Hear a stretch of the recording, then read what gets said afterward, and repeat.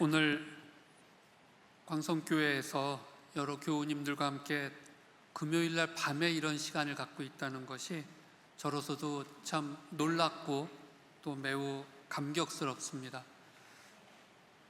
한국교회 전체가 굉장히 힘든 상황 속에 있고, 무엇보다도 정말 진심으로 하나님께 기도드리고 역사 문제 앞에 서려고 애쓰는 그러한 모습들이 점점 옅어져 가는 게 아닌가 하는 걱정을 하고 있는 상황에서 오늘 이 시간이 정말 저에게도 의미가 있고 또 여러분들에게도 하나님께 특별한 기도를 드리는 그러한 시간이 되었으면 좋겠다 생각을 합니다. 저는 조금 전에 이 목사님 소개해 주신 것처럼 지금 연세의대 정신과 교수로 있고요, 의학교육학 교수로도 있습니다. 저는 정신과 중에서는 사회정신의학이란 세부 전공을 하고 있어서 한 개인의 정신병리보다는 집단의 정신병리를 주로 연구하고 활동하는 그러한 역할을 하다 보니까 저는 그 집단이 북한이라고 하는 북한 사람들이라고 하는 것이 제가 그동안에 연구하고 활동하던 대상이 되어서 오늘 여러분들과 6.25가 있는 이 주에 이 시간을 함께 가지게 되었습니다. 기독신앙으로 북한 바라보기라고 하는 이러한 지금 제목으로 조금 말씀을 드릴 거고요. 요새는 잠깐 뜸하지만 북한에서 계속해서 무언가 탄도미사일을 쐈다 또는 대륙간 탄도탄을 쐈다 이런 이야기들의 뉴스가 끊임없이 나왔죠. 이제 이것이 저희에게는 거의 일상생활화가 되었고, 이러는 가운데 북한은 핵 보유국, 더구나 대륙을 넘어설 수 있는 미사일 능력을 가진 국가로 바뀌는 그 모습을 저희는 보고 있습니다. 실제로 저러한 미사일이 쏴졌을 때 가장 위협을 받는 국가는 어딘가요? 대한민국 우리입니다. 그래서 평화에 대한 이야기가 나오고 남북한의 뭔가 대화가 이루어지는 것처럼 보이면 크게 안도하기도 하고 가장 기뻐하기도 하는 나라는 역시 또 우리 대한민국입니다. 그러나 그럼에도 불구하고 북한은 우리의 예상과 기대와는 항상 반대로 움직여 왔죠. 그런데 동시에 북한이라고 하는 곳에서 식량 사정이 나빠지고 어린아이들이 굶주리고 있고 전체 인구 40%가 영양실조에 들어가 있고, 예를 들면 올해는 어느 해보다도 북한의 식량 사정이 더 힘든다라는 소식이 들리게 되면 그 소식을 들었을 때 전 세계에서 가장 마음 아파하고 신경 쓰는 나라는 어딘가요? 그것도 또 대한민국이에요. 이상하죠. 가장 큰 위협을 받고 있고 가장 평화를 원하지만 반대되는 상황들이 벌어지는데 그 나라가 고통을 받고 있다고 소식을 들으면 그거를 가장 마음 아파하고 저거 어떡하나 신경 쓰게 되는 이 관계, 이거가 사실은 우리 대한민국 국민이 가지고 있는 딜레마입니다. 조금 전에 말씀 올린 것처럼 북한으로부터 가장 큰 위협과 고통을 받는 나라인데 동시에 북한이 겪는 고통에 가장 주목하는 나라이기도 한 그 나라 국민으로 우리가 지금 살고 있는 거예요. 이런 북한과 대화하고 때로는 지원하는 것이 이게 적합하고 옳은 일인가라고 하는 것이 1990년대 후 중반 이후로는 한국 남한 사회에서 가장 큰 논쟁거리가 되었고, 그거는 지금까지도 그렇습니다. 그리고 이것을 우리는 보통 언론에서는 남남 갈등이라고 부르죠. 북한을 어떤 시선으로 바라보고 북한과 어떤 관계를 맺어야 하는가를 갖고 우리 국민은 소위 말해서 보수와 진보적 의견으로 딱 갈라져서 충돌하고 어려움을 겪고 있습니다. 이거는 교회 내에서도 똑같은 어려움으로 나타나고 있죠. 이러한 가운데 여러분 아시는 것처럼 2023년 12월 달에 김정은은 남북한을 이제는 적대적 두 국가이지 궁극적으로 통일할 대상이 아니다. 이제는 한민족으로 안 보겠다 라고 하는 선언을 했어요. 이 적대적 두 국가론이 지금 현재 북한이 규정하고 있는 남북 관계입니다. 발표하기 하루 전까지는 김일성과 김정일이 주장하였던 궁극적 통일을 지향하는 국가를 운영하는 것처럼 이야기했다가 하루아침에 적대적 두 국가로 규정을 했고, 이제는 통일 없다, 영원히 없다라는 용어를 썼었어요. 이거 어떻게 해야죠? 그래서 오늘 저는 여러분들과 우리 안에 딜레마를 지금 같이 봤는데, 우리가 북한을 돕거나 또는 북한에 대해서 뭔가 대화를 하고 접근을 해야 될 이유가 정말 있는 걸까?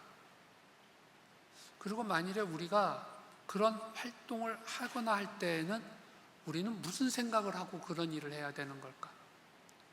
우리가 기독교인으로서 특별히 우리가 추구해야 될 한반도에서의 기독교인으로서의 최종적인 목표는 무엇이 되어야 하는 걸까? 이것이 하나님께서 우리 민족에게, 특별히 대한민국의 기독교인들에게 지금 무엇을 요청하시는 일로 우리는 생각해야 되는 걸까? 이러한 것들을 오늘 저는 여러분들과 잠시 이야기를 나눠보려고 하고, 물론 저도 제가 정답을 알고 있다고는 절대로 말씀 못 드립니다.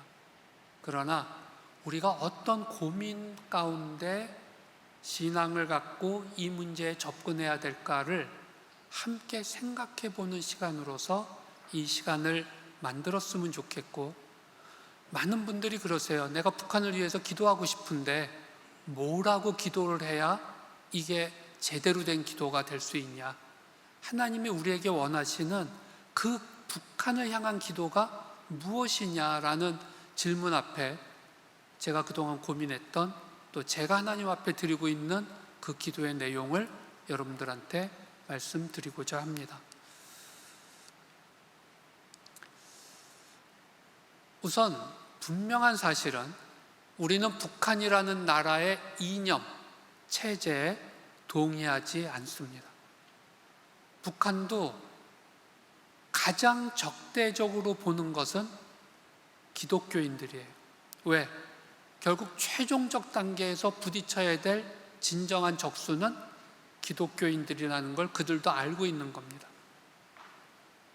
그러나 그럼에도 불구하고 그야말로 특권층 한 200만을 제외한 2100만 명의 북한 일반 인민들, 이 사람들은 이미 80년 동안 인류 역사상 유례가 없는 비참한 탄압 속에서 너무나 가난하게 살고 있어요. 코로나19가 터졌을 때 전 세계에서 공식적으로 백신 맞는 것을 국제사회에 제로라고 보고한 유의한 나라가 아프리카에 있는 아주 조그맣게 못 사는 나라 하나하고 북한이었습니다. 국민들의 생명을 지키기 위해서 지도층이 발을 동동 구르면서 백신을 한 날이라도 더 가지고 와서 백성들한테 주사 놓으려고 애쓰지 않았습니다. 그거는 1994년, 5년, 6년 때 있었던 소위 말해서 북한의 고난의 행군 시기 동안 북한에서 200만에서 400만이 굶어 죽었는데, 이 굶어 죽는 것을 막기 위해서 외국으로부터 식량이 지원되는 것을 끝까지 거절한 나라이기도 했습니다. 그 권력하에 80년 동안 우리 한국인들, 같은 민족 사람들이 2100만 명 넘게 저렇게 살고 있는 겁니다. 즉, 북한의 지도층이 주장하고 있는 이념과 체제는 저희가 전혀 찬성하지 않고 있고 그들과 대적해야 된다는 것 분명히 알고 있지만, 동시에 북한에서 살고 있는 저 일반 인민 2천만 명은 하나님의 피조물, 하나님의 자녀인 인간이기 때문에 우리는 그들을 존중해야 된다는 것을 생각해야 됩니다. 이 두 가지는 서로 차원이 다른 문제입니다. 북한의 체제가 틀렸기 때문에 북한 체제 하에서 신음하며 살고 있는 사람들도 사람 취급하지 않겠다라고 생각하는 것은 하나님을 믿는 사람들로서는 있을 수 없는 일이라는 거예요. 사실 인간은 자기와 민족이 다르거나 언어가 다르거나 종교가 다르거나 이념에서 다르면, 즉 자신과 다른 조건을 가진 인간은 존엄성이 없는 존재로 보는 이 경향을 인류의 역사를 통해서 너무나 강렬하게 가져왔었어요. 그리고 그것이 인류 역사와 특별히 한반도 20세기 비극의 핵심 원인이었습니다. 나와 종교가 다르면 사람 취급하지 않고 다 죽여도 된다고 생각하는 것. 나와 언어가 통하지 않으면 사람 취급하지 않고 죽여도 큰 문제 없다는 이런 식의 사고들이 인간에게 너무 뿌리 깊게 박혀 있었던 거예요. 그러나 그것을 넘어서야 된다는 것을 예수님은 우리에게 말씀하셨댔어요. 사마리아인들은 민족적으로 혈통이 뒤섞여 있는, 유대인 입장에서는 민족이 다른 존재들이었고 종교가 다른 존재들이었어요. 그래서 사람 취급하지 않았고 그들을 죽이는 것이 죄악이라고 안 봤었던 거예요. 근데 예수님은 어떠셨죠? 그것을 넘어서십니다.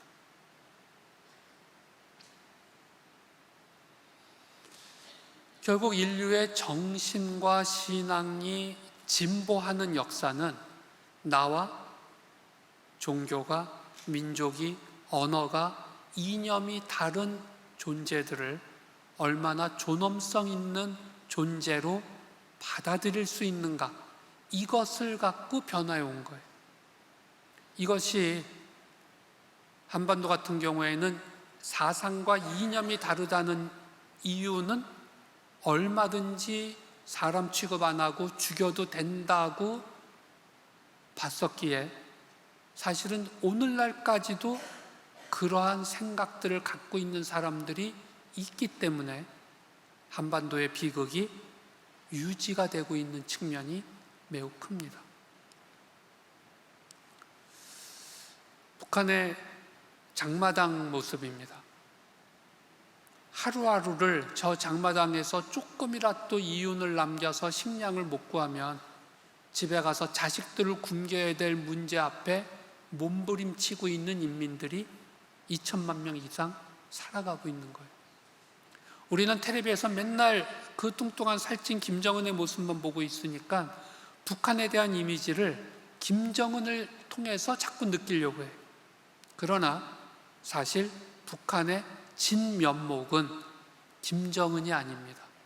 바로 장마당에서 애쓰고 있는 저분들이 북한의 진짜 모습인 거예요. 그래서 우리에게 북한과 분단이란 무엇인가? 라는 질문 앞에 우리는 북한에서 고통받고 있는 2천만 명이 넘는 평범한 사람들이 모두 인간으로서 존엄성을 가진 소중한 존재들이다라는 이 사실을 우리가 다시 돌이켜보고 우리 마음속에 정리해서 두는 것, 이것부터가 사실은 가장 중요한 첫 단계다라는 말씀을 드립니다. 1958년도에 스탠리 크래머라고 하는 미국 영화 감독이 만든 The Defiant Ones라고 하는 영화의 포스터예요. 이게 우리나라에서는 흑과 백이라고 하는 제목으로 번역이 돼서 상영되었던 흑백 영화입니다. 여러분들 연세 많으신 분들은 옛날에 TV 주말의 극장 이런 거 할 때 보셨었던 작품이에요. 요새 젊은 분들은 본 적이 없는 영화일 수 있는데, 이 영화의 스토리는 이렇습니다. 흑인들에 대해서 아주 지독한 인종적 편견을 갖고 있는 백인과 백인들에 대해서 어마어마한 증오를 갖고 있는 흑인이 각각 다른 범죄를 저질러서 같은 감옥에 갇히게 됐어요. 그런데 그 감옥에 문제가 생겨서 수감자들을 다른 감옥으로 이송해야 되는 일이 발생을 했어요. 그런데 이 이송을 할 때 도망가지 못하게 하려고 2명의 죄수들한테 쇠사슬로 묶어서 버스를 태워서 이동을 시켰던 거예요. 그런데 그 버스가 강물을 지나가다가 이게 비가 많이 오면서 범람이 돼갖고 버스가 기울어지면서 쓰러졌고, 살아남기 위해서 이 죄수 둘이 창문을 통해서 가까스로 빠져나온 거예요. 나머지 사람들은 버스와 함께 떠내려가 버렸고. 근데 흑인은 나는 살아남지만 저 백인은 이참에 죽여야겠다고 생각을 했고, 백인도 역시 나는 살지만 이 흑인은 죽여야겠다고 생각을 한 거예요. 그런데 그게 가능했을까요? 쇠사슬 때문에 불가능했던 거예요. 결국은 두 사람이 이렇게 저렇게 각자 나름대로의 입장으로 애를 쓰다가 최종적으로 인정해야 됐던 건, 내가 살려면 쟤도 살려야지만 내가 살 수 있구나 라는 걸 인정을 하면서 이 영화는 흑인과 백인의 일종의 화해가 이루어지는 그러한 영화였습니다.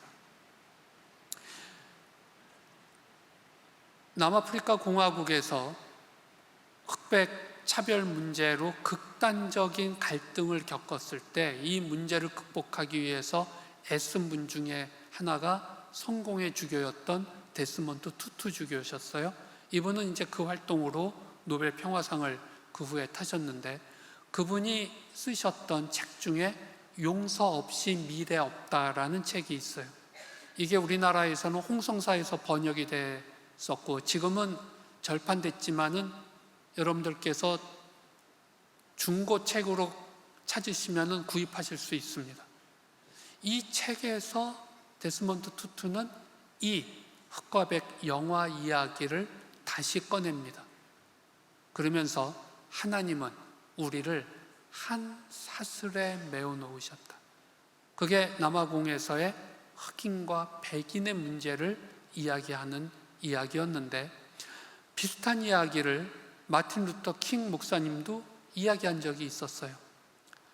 현재를 같이 사는 방법을 배우지 못하면 미국에 있는 흑인과 백인이 우리는 바보같이 함께 죽을 것이다 라고 하는 이야기를 마틴 루터 킹도 하였었습니다. 우리는 남한만 잘 살던지 북한만 잘 살던지 하면은 각자 알아서 잘 살면 될 것 같은 생각들을 하지만, 사실은 한반도를 둘러싸고 있는 전 세계 4대 주변 강국들은 한반도를 그렇게 놔둘 이유가 없죠. 자기들의 이익을 극대화하기 위해서 한반도는 얼마든지 강물 속에 쳐넣어 죽일 수 있는 대상으로 보는 겁니다. 지금 우리 주변 국가 중에 우리를 진심으로 도울 수 있는 나라가 있을까요? 어떻게 보세요, 여러분들? 결국 살아남을 수 있는 방법은 한 가지밖에 없을 가능성이 있습니다. 남한과 북한은 서로 도와야만 역사의 깊은 도랑에서 함께 빠져나갈 수가 있습니다. 요새 통일 문제 같은 거 이야기를 꺼내면 지금 우리도 먹기 살기 힘들어서 쩔쩔매는데 웬 통일이고 웬 북한이냐. 쟤네들이 굶어 죽던 어떻게 죽던 건 걔네들 문제고 우리라도 좀 살아보자 라는 이야기들을 하는데 정말 그게 가능할까요? 여러분들은 어떻게 생각하세요? 우리가 지금 이렇게 함께 앉아있는 시간에 북한이 미사일을 단 한 방만 서울을 향해서 쏘면 우리나라 주식값은 어떻게 될까요? 그날로 제로입니다. 전 세계 투자자들이 한국을 쳐다볼까요? 완전히 불가능해집니다. 한반도에 진정한 평화, 최종적인 통일이 있지 않고는 우리는 이 땅에서 우리 자식들이, 우리들의 손자, 손녀들이 이 땅에서 안전하고 행복하게 살 수 있다? 이거는 불가능합니다.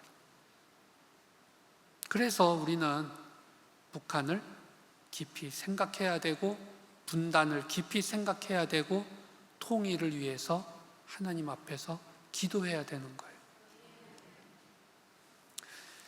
6.25 때 완전히 폐허가 됐던 대한민국이 오늘날의 이런 모습으로 되었습니다.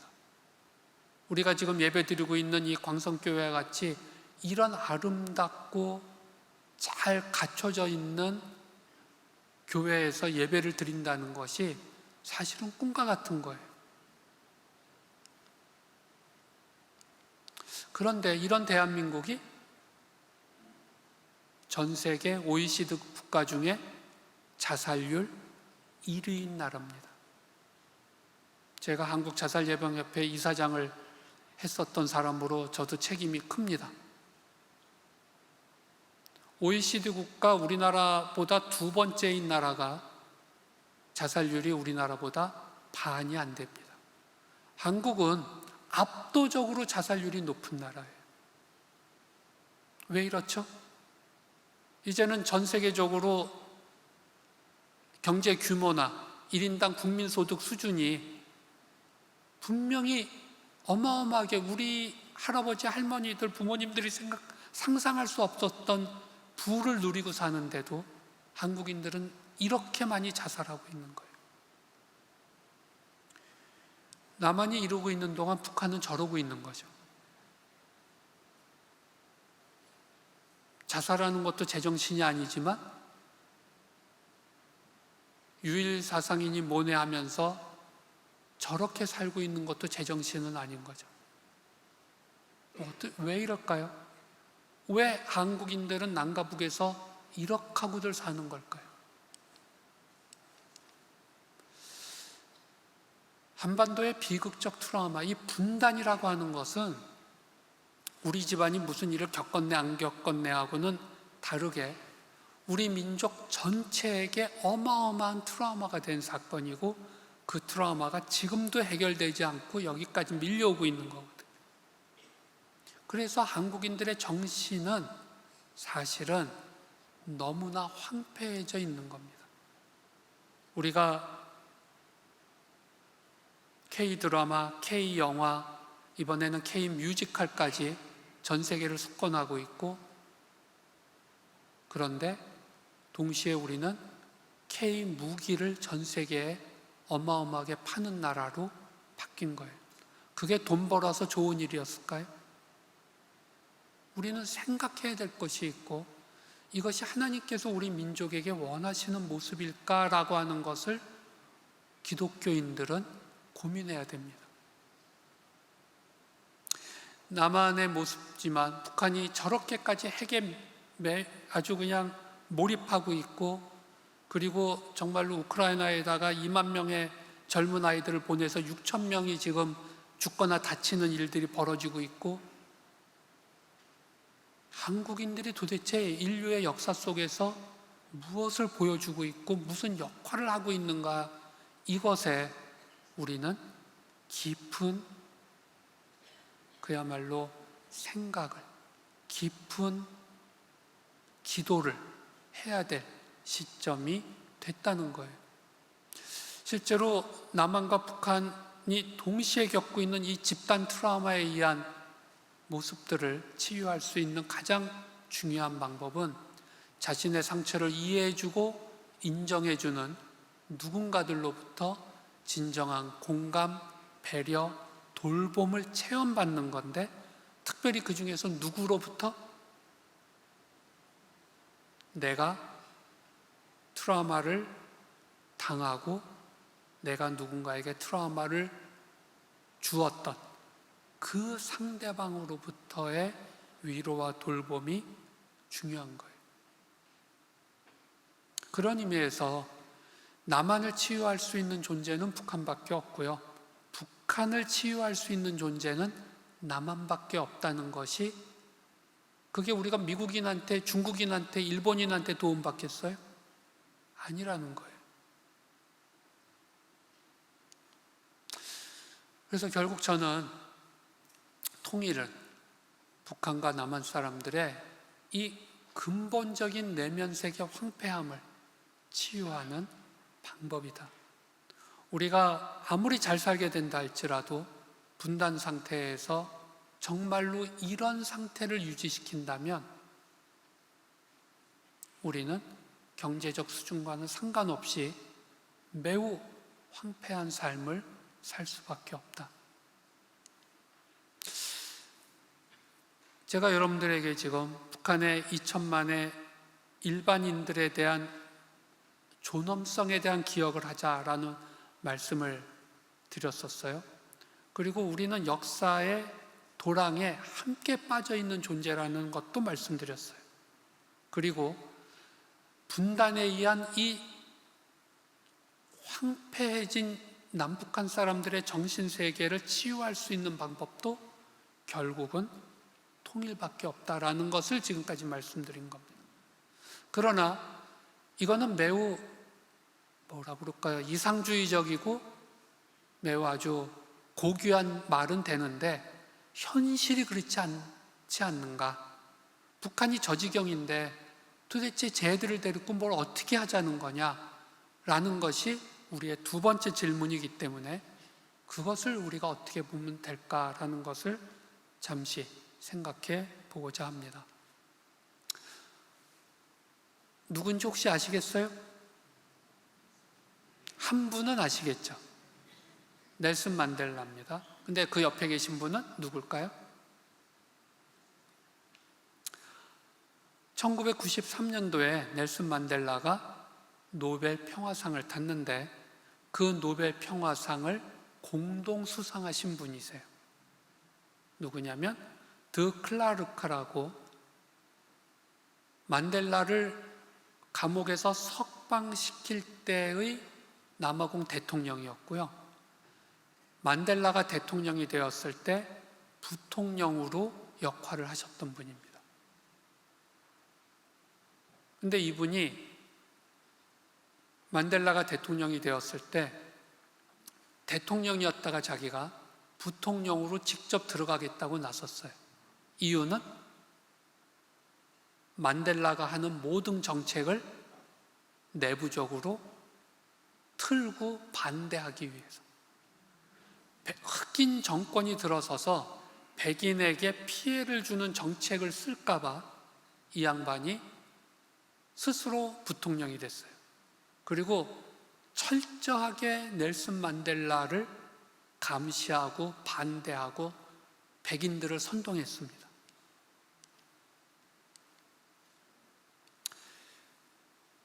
저런 클라르크를 어떻게 해야 됐을까요? 넬슨 만델라는 그러나 그와 싸우지 않았습니다. 그가 불안해하는 걸 인정했습니다. 그리고 그런 일은 있지 않을 거라는 것을 보여주었고, 모든 회의에서 매우 솔직하고 정직하게 그를 대했습니다. 그러나 클라르크는 끝까지 진심 어린 협력을 한 적은 단 한 번도 없었어요. 그러나 노벨 평화상은 같이 받습니다. 우리는 우리의 파트너가 불완전한 존재임을 인정하는 생각이 필요합니다. 여러분은 여러분들 자식 키울 때 그 자식들이 여러분들이 생각하고 기대하는 것을 100% 따라줬나요? 얼굴 표정이 아무도 그렇다고 얘기하시는 분이 없는 것 같은데 50%? 20%? 2%만이라도 그렇게 해주면 감지덕지인 인생을 살았잖아요. 무슨 소리죠? 내 자식이 불완전하다는 걸 인정하면서 나는 부모 자식 관계를 끊지 않은 거예요. 그리고 불완전하니까, 아직 어리니까, 아직 젊으니까 내가 더 이해하고 더 도와야 된다고 생각한 거예요.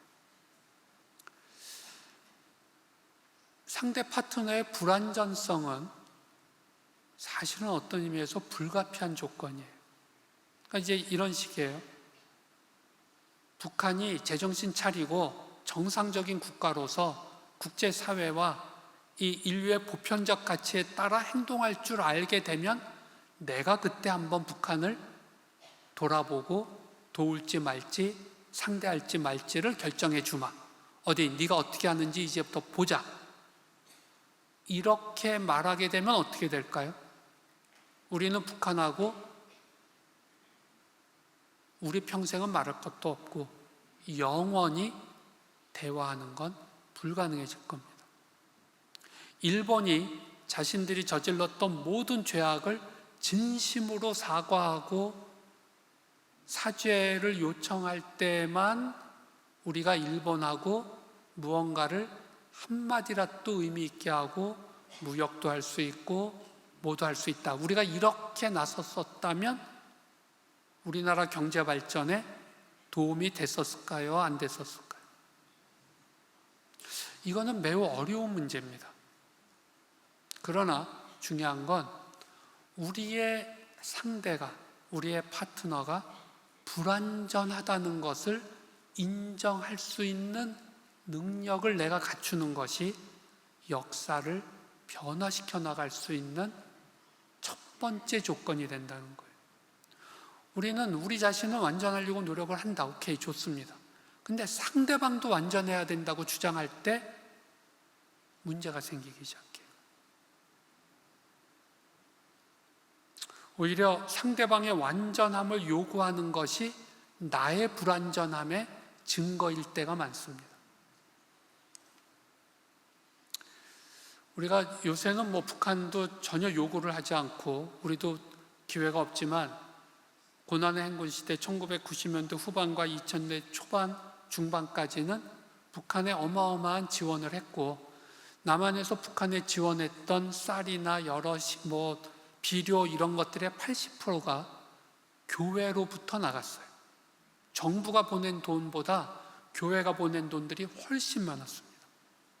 홍정길 목사님이 중심 역할을 하셨던 남북 나눔운동이라고 하는 곳에 저도 연구위원으로 같이 참여했었고 홍 목사님 모시고 북한을 2번 방문해서 식량 모니터링 활동 같은 것을 해본 적이 있었는데 북한은 지금 우리나라보다 경제 수준이 1인당 국민소득이 100분의 1 정도 돼요. 그러니까 우리보다 100배 못 사는 거예요. 그러니까 우리는 북한과 만나면 사실 무언가를 줘야 될 입장일 수밖에 없어요. 가장 가깝게는 코로나19 터졌을 때 우리가 북한에 백신 지원을 제안하기도 했었거든요. 근데 여러분들도 도와준 경험이 있으신 분들 너무나 아마 형제 자매 중에 여러분들보다 경제적으로 어려워서 뭔가 좀 도와줘야 될 입장에 서셨던 경험들이 많이 있으실 텐데, 도움 받는 게 쉽던가요? 도움 주는 게 쉽던가요? 도움 받는 게 훨씬 쉽습니다. 도움 줄 때는 내가 이렇게 주는 것이 혹시 저 받는 사람의 자존심을 상하게 하거나 마음을 불편하게 하거나 뭔가 이상한 다른 일로 이것이 엮이지 않을까 하는 것이 굉장히 신경 쓰입니다. 받는 건 그냥 받으면 되는데 주는 거는 훨씬 민감해져야 되고 더 지혜로워야 됩니다. 우리가 북한을 돕는다는 것, 우리가 북한을 향해서 뭔가 액션을 취한다는 것이 그만큼 어렵습니다. 저는 아까 제가 말씀 올린 것처럼 2002년하고 2008년에 북한에 들어갔던 적이 있었는데, 봉숙교회에서 주일날 예배를 드릴 때 하여간 모 국가에서 오셨던 예배에 참석한 하여간 어떤 분이 그 예배에 참석하고 있는 사람들을 너무너무 무시하면서 함부로 나와서 이야기하고 자기 북한 교회에 와서 활동하고 있다는 걸 사진 찍게 하고, 남한 출신인 저도 그 자리에 앉아서 그 사람을 너무나 불편하게 봤는데 북한 사람들이 그 자리에 앉아서 무엇을 느꼈을까에 저는 그때 아주 몸서리 친 경험이 한 번 있었습니다. 자기 간에는 뭔가 돕겠다고 왔고 자기가 이런 걸 돕는다고 막 자랑하고 있는 저 모습을 보면서 겸손하게 돕는다는 거는 정말 하나님이 함께 하시지 않고는 불가능하구나. 그 양반이 그 후에 어떤 활동을 더 했는지 저는 잘 기억은 못하지만 그때의 그 교회 분위기를 저는 너무나 생생하게 기억하고 있고, 내가 저 모습이 되지 않아야 되는구나 하는 것을 그날 너무나 많이 느꼈거든요. 받는 사람들의 입장에 서보겠다는 생각만 하면 훨씬 지혜로워질 수 있겠다. 북한하고도 대화를 할 때 북한이 말도 안 되는 주장을 늘 하거든요. 근데 그때 어떻게 해야 될까? 물론 보편 타당한 원칙에서 너무 어긋나는 일을 주장하는 걸 받아들이자는 이야기는 전혀 아닙니다. 다 거절해야죠. 그러나 그 거절하는 태도가 어떠하여야 하는가는 우리가 훨씬 신경을 많이 써야 된다. 제가 어떤 건물을 갔더니 이렇게 써 있더라고요. 청소년 출입 금지인데 청소년은 후문을 이용하여 주십시오. 이건 뭔 소리죠? 사실은 8층짜리 건물인데 학원을 한 층이 쓰고 있었어. 근데 나머지는 무슨 접개가 없어졌어요. 그러니까 앞부분에 이렇게 붙여놓은 거예요. 이런 것뿐만 아니라 이런 것도 있어요. 절대 주차 금지인데 여기는 주차장입니다. 이렇게. 이건 우리는 보면 알죠? 뭔 소리죠, 이거 지금? 여기는 주차장이니까 임의로 함부로 주차하는 건 금지다. 이제 이 말귀를 알아들어야지 되는 거죠. 이게 무슨 소리일까? 모순인 거죠. 앞부분에 청소년 출입 금지인데 청소년은 들어가고 절대 주차 금지인데 주차장이라는 거예요. 이거는 여러분들이 보시면서 웃으셨는데 그 웃음은 무슨 뜻이죠? 모순이 발생한 것을 보고 웃으신 거잖아요. 근데 북한을 바라보면서 우리가 그 웃음의 여유를 가져야 한다는 거예요. 우리가 눈을 부릅뜨고 쟤네들을 원칙을 갖고 따지기 시작하면 아까 우리가 봤던 그 표지처럼 이거는 불가능한 말이 된 거고 있을 수 없는 모순이 된 거예요. 그러나 우리는 저 모순을 견뎌낼 수 있어야 됩니다. 정상 국가들의 행동과 다른 북한에 대한 우리들의 당혹감이 있어요. 속상함이 있고, 지금 뭐 저 12살인가 14살 된 김주혜라는 어린아이를 데리고 저렇게 돌아다니고 있는 저 나라, 저걸 도대체 어떻게 해야 되나? 그러나 그래, 불완전하고 모순덩어리라는 거 안다. 이 세상 논리로는 그거 이길 수 없죠, 사실은. 그러나 우리는 이러한 모순을 넘어서셨던 분을 알고 있어요.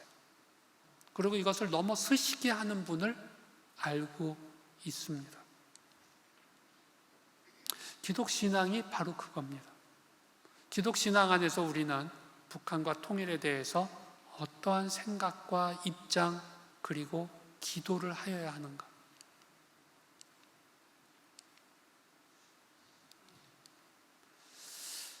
제일 첫 번째로 해야 될 일은 십자가의 모순 앞에 나를 다시 세우는 겁니다. 이게 무슨 말이죠? 만일에 하나님께서 정말로 죄 없고 정말로 하나님 앞에서 올바른 의인만을 당신의 자녀로 받아들이시겠다고 했었다면 우리는 오늘 이 자리에 와서 찬양하고 기도하고 예배드릴 수 있었을까요? 하나님은 공의의 하나님이시지인데 이분께서 모순적으로 사랑을 베푸신 거예요. 십자가는 늘 우리한테 하나님의 모순을 보여줍니다. 그 절대적, 그야말로 모든 권위와 힘을 갖고 계신 분이 가장 나약한 존재로 우리 곁에 오셔서 십자가의 고난 속에 비참한 죽음을 당하셨다는 것. 이거는 모순이잖아요. 하나님이 인간이 됐고 그 인간이 너무 초라하게 죽어버린 거예요. 근데 죽으신 분이 다시 부활하셨다는 또 다른 모순을 만들어내세요. 우리 같은 죄인이 하나님을 믿을 수 있도록 하나님이 우리의 마음을 여셨다는 것이 이게 모순이잖아요. 그렇다면 우리는 분단과 북한의 모순된 그 모습 속에서 나의 모순됨을 받아주신 하나님의 은혜를 다시 생각해야 됩니다. 우리가 북한이 잘했네 못했네 저것들 사람이네 아니네 이것 따지고 앉아있는 거를 만일에 하나님께서 우리를 향해서 그렇게 하고 계셨다면 하나님의 역사는 이루어지지 않았을 거다. 왜 하필이면 우리를 하나님께서는 저기 벨기에나 네덜란드나 뉴질랜드나 이렇게 우리가 그냥 언뜻 생각할 때 사회적 모순과 갈등이 거의 없이 평화롭고 아주 그림 같은 데에서 태어나도록 안 하시고 왜 하필이면 일제시대 때 그렇게 비참한 일을 겪었고 분단과 6.25의 그 처참함을 겪었고 아직도 이 분단을 해결하지 못한 유일한 나라로서 인류 앞에 있는 한국인으로 이 시점에 태어나게 하셨을까? 그리고 그 한국인들 중에서 왜 나를 기독교인으로 불러내셨을까? 이거가 우리가 6.25를 맞이해서 다시 생각해 봐야 될 내용이라는 겁니다. 우리 민족에게 이런 어려움을 주신, 그리고 그 민족 가운데 우리를 부르신 하나님의 뜻이 있으실 거다. 우리는 그거를 우리의 신앙 안에서 믿잖아요. 그러니까 그냥 전 세계 경제 규모 이제 12인 나라가 됐으니까 여기서 아주 행복하게 누릴 거 잘 누리면서 살자. 이거 위해서 하나님이 우리를 이 시점에 한국인으로 태어나게 하셔서 기독교인으로 부르셨을까요? 저는 그렇게 생각이 잘 안 듭니다. 우리는 북한에 있는, 사실 저도 그래요. 북한에 대한 것을 자꾸 하다 보니까 날씨가 추워지면 북한에 있는 어린 아이들부터 생각이 나요. 북한에 거대한 홍수가 나면 가뜩이나 먹을 거 없이 덜덜 떨고 살던 2천만이 저거 이제부터 어떻게 하지? 라는 생각부터 들어요. 가장 취약한 사람들이 가장 큰 고통을 가장 먼저 겪기 시작하거든. 그래서 우리가 아직 죄인 되었을 때 그리스도께서 우리를 위하여 죽으심으로 하나님께서 우리에 대한 자신의 사랑을 확증하셨다. 로마서 5장 8절의 말씀인데, 우리가 아직 죄인 되었을 때 그분은 이 모순을 껴안고 움직이셨던 거예요. 우리는 북한이 여전히 문제가 있을 때 그들을 위해서 눈물로 기도할 수 있어야 됩니다. 쟤들이 사람처럼 행동할 때 내가 그때 기도해 주마. 이거는 기도가 아니라는 거예요.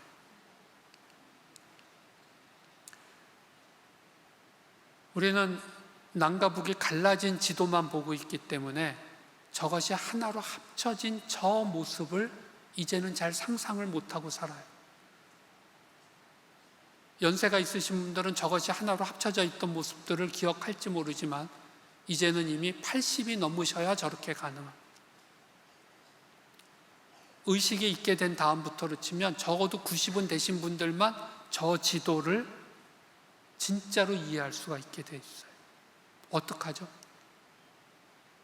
용서와 화해가 우리 역사 속에 실현될 수 있도록 할 책임을 기독교인들은 이 땅 위에서 갖고 있다.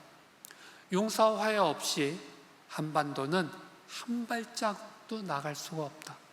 우리 언제까지 이렇게 대치만 하고 증오하고 의심하고 무기를 이런 식으로 쌓아나가면서 살아갈 수 있을까? 저는 무슨 절대적 평화주의자 이런 것 아닙니다. 무기가 필요하죠.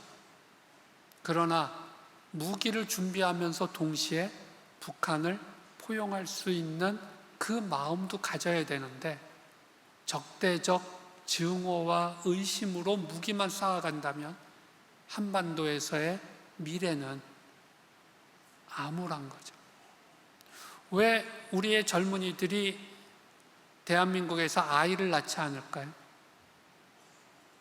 여러 이유가 있습니다. 여러 이유가 있지만 저는 근본적으로 우리는 본능적으로, 새들도 그렇거든요. 날씨가 좋고 먹이가, 벌레들이 많아지면 알을 더 여러 마리 낳습니다. 근데 식량 사정이 나쁘게 되면 알을 낳는 개수가 줄어들어요. 본능적으로 아는 거예요. 한반도는 지금 아기를 낳아서 키울 만한 땅이라고 생각을 우리 젊은이들이 안 하고 있다는 거예요. 본능적으로 느끼고 있는 겁니다. 그럼 어떻게 해야 되죠?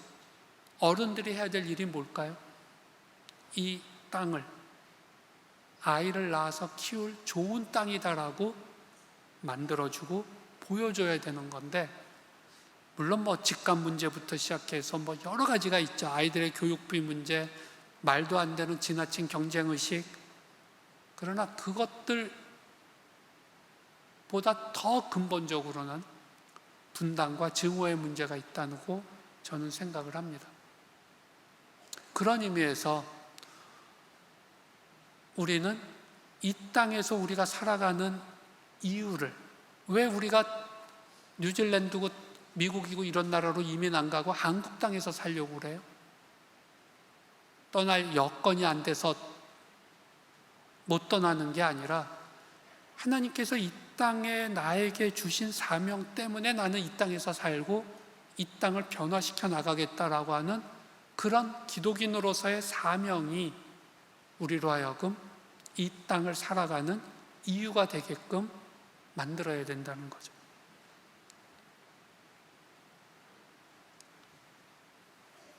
우리 젊은이들이 지금 인류 전체에서 최고 인기 가수 역할을 하고 있어요. 이거 정말 상상도 못했던 일입니다. 자랑스럽고 놀랍습니다. 개인적으로 저는 BTS 노래를 전혀 좋아도 못할 나이고 이해도 못하고 저걸 왜 젊은 아이들과 전 세계 사람들이 저렇게까지 좋아하는지 저는 공감을 못하지만, 그러나 BTS는 지금 어마어마한 존재가 됐고요. 제가 작년 여름에 스위스의 그 종교개혁 순방하는 일이 있어서 제네바에 갔었는데, 거대한 종교개혁자들의 동상이 서 있는 앞 광장에 스위스 아이들, 중학생 아이들이 한 40명이 모여서 20명씩 편을 갈라서 배틀 댄스를 하더라고요. 서로가 춤을 추고 누가 더 잘 췄나 비교하고 막 이러는 거라는데, 처음부터 끝까지 한국 노래들만 틀고 춤을 추더라고요. 저도 그래서 이제 저희 그룹이 가서 우리 한국에서 왔다, 사우스 코리아에서 왔다고 그랬더니 애들이 와 소리를 지르는 거예요. 꿈의 나라인 거야, 꿈의 나라. 이거 여러분 보통 현상이 아닙니다. 지금 한국은 이제 이런 나라가 된 거예요. 그런데 분단되어 있는 겁니다. K-팝을 넘어서는 K-메시지를 우리 한국이 전 세계를 향하여서 전달할 수 있으면 좋겠습니다. 그 K-메시지가 뭐냐? 바로 하나님의 나라를 앙망하는 국민들이 있다면, 이렇게까지 싸우고 이렇게까지 트라우마를 받았음에도 이곳에서 다시 사랑과 화해와 용서와 상생의 길을 열어가는 일이 불가능한 게 아니다라는 그 메시지를 전 세계에 던질 수 있다면, 전 세계 사람들도 알아요. 남한과 북한이 어떤 관계라는 걸. 팔레스타인 사람들과 이스라엘 사람들, 이란 사람들이 화해하기 힘든 것보다 더 아각되고 싸우고 있다는 거 알고 있어요. 그런데 그런 남한과 북한이 정말로 민족과 국가적 결단 하에서 만나고 대화하고 화해할 수 있는 그 길을 걸어갈 수만 있다면, 북한이 아직 준비 안 됐을 때 남한만이라도 먼저 준비하고 기다릴 수 있다면, 그래서 대한민국이 진짜 제대로 된 나라로서 그런 역할을 할 수 있다면, 이거는 하나님의 나라가 이 땅에 임하시는 도구의 역할을 대한민국이 할 수 있게 되는 겁니다. 더 건강하고 올바른 하나님의 나라를 이 땅 위에 만드는 기독교인이 된다는 것, 이 땅 치유의 도구로서의 기독교인이 된다는 것. 그래서 전 세계의 모든 갈등 지역과 분쟁 지역에서 야, 우리 한국 모델을 좀 따라서 우리 이제 그만 싸우고 우리도 한국처럼 화해를 하자 라고 이야기할 수 있는 그날이 올 때까지 우리가 함께 기도하고 함께 노력하고 함께 걸어가야 된다라고 하는 것을 말씀을 드립니다. 오늘 아까 목사님께서 읽어주신 화평케 하는 자는 복이 있나니 그들이 하나님의 아들이라 일컬음을 받을 것이다. 평화를 위해서, 그리고 북한 사람들의 저 고통받는 사람들의 고통이 사라지는, 저 쇠사슬이 없어지는 그러한 날이 오도록 우리가 기도를 드릴 때, 아까 여러분들께서 찬양할 때 눈물로 뿌린 씨앗이 황폐한 광야를 바꿔놓는다는 찬양을 하셨는데, 우리가 눈물로 하나님 앞에 드리는 북한 인민들과 이 땅의 갈등과 슬픔과 이 모든 증오를 없앨 수 있는 눈물의 기도들을 드릴 때 하나님께서 우리의 기도를 안 들어주시겠습니까? 저는 들어주신다고 생각합니다. 오늘 이 밤이 여러분들에게 그러한 하나님께 직접 드리는, 하나님께 직접 핸드폰으로 하나님께 드리는 거거든요. 이 기도라는 거는 하나님께 다이얼 눌러서 하나님 하면 저쪽에서 왜? 하고 대답하시는 게 기도예요. 여러분이 지금 일제히 하나님을 향하여서 여러분의 핸드폰을 꺼내시기 바랍니다.